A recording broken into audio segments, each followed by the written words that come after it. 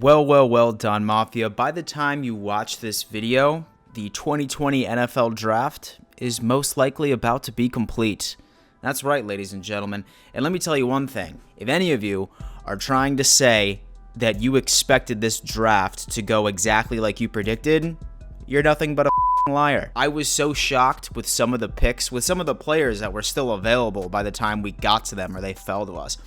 I mean, this entire NFL draft weekend has been absolutely insane. I figured in this video, I just kind of wanted to give you my very short and concise takes for all of the guys that we ended up picking up over the weekend. And so do keep in mind, I most likely will make a video about each and every single one of them. I mean, maybe the first four. I'm really not too concerned. With our 2, 6, and 7th, I really don't even foresee them being on the team right before the season starts, but that's a story for another time. So that's exactly what I figured that I would do with this video, but right before we dive into that, I need to give a giant shout out to today's sponsor, Honeygain. Now, you guys have heard me mention this before, but if you ever want to make some side money, then Honeygain is probably the absolute easiest way to make money. It's super simple. What you do is you just download the app, you sign in, and you connect to your internet, and boom, you're getting paid some residual income, baby. Me personally, I always have it running on my phone, and I have it running on my computer, and I have it running on as many possible devices so I can make as much residual income as possible.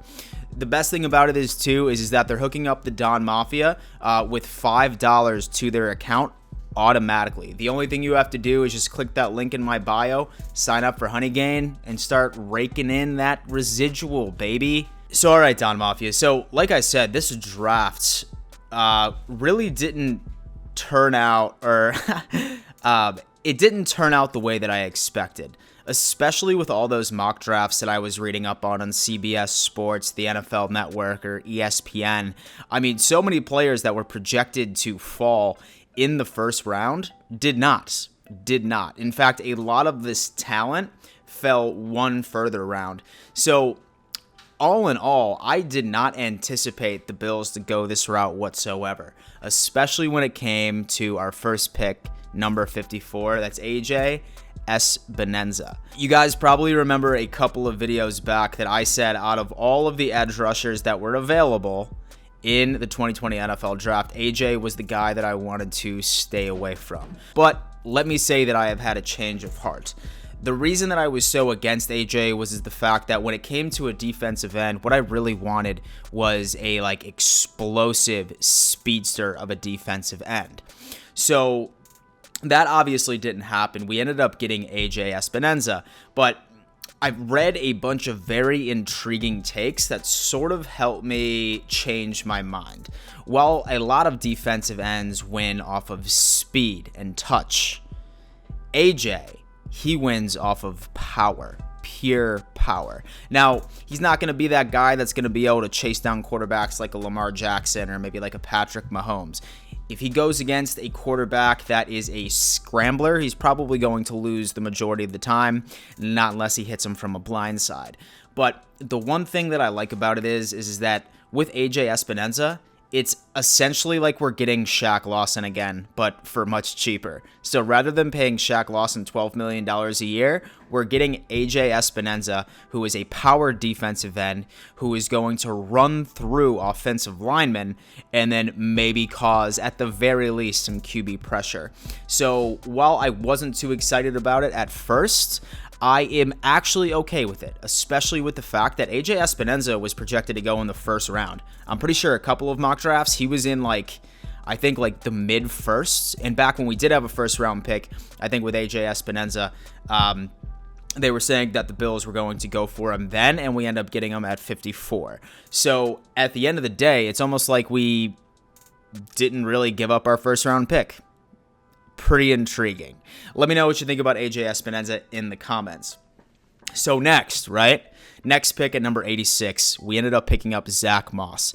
Now, Let's just say that any doubt I had or any like marginal feeling of frustration after we ended up going with AJ Espinoza was completely alleviated the second that I heard Roger Goodell announce that the Buffalo Bills were taking Zach Moss. Now, don't get me wrong, y'all know that I probably had a little bit of a heartbreak when I saw Jonathan Taylor go off the board, a little bit of a heartbreak when I saw Cam Akers go off the board, a little bit of a heartbreak when I saw J.K. Dobbins go off the board, the pick after we picked up AJ Espinoza. But at the end of the day, Zach Moss is an absolute stud. And he is the exact kind of running back that we have been looking for and that we want. The exact same running back that is going to complement Devin Singletary's skill set. A north-south runner that is absolutely going to abuse defensive lines. I mean, honestly, I highly recommend that you guys look up some of his highlights from college. Like, this guy's like a bowling ball. Like, he just bounces off defenders and just goes for like an extra like 10, 11 yards. He's not that slow either. He has like some really good speed. Dude's like a bulldozer. I really think that Zach Moss is going to come into the Bills and be an impact player almost immediately. And as far as Brandon Beane saying that he had all the confidence in the world from TJ Yeldon, it looked like that was largely a smokescreen. I think that in 2020, the Buffalo Bills are going to be a running back by committee, and it's mostly going to be Devin Singletary and then Zach Moss. Zach Moss probably being more of the third down back, goal line back, and Devin Singletary taking, I want to say, 50 to 60% of the carries moving forward. But me personally, so far, I think Zach Moss is my favorite pick of the draft. So then, in the fourth round, we end up finally going for a receiver, that big target. Let's put it this way. This was not the receiver that we were expecting to go with. You know, we heard Gandy Golden a million times. We heard Peoples-Jones. And we ended up going with Gabriel Davis from UCF. It's funny because, like, he sort of has the aesthetic look of OBJ. I mean, look at that comparison. You can't deny it. But let's put it this way. This is that big target that the Buffalo Bills have really needed.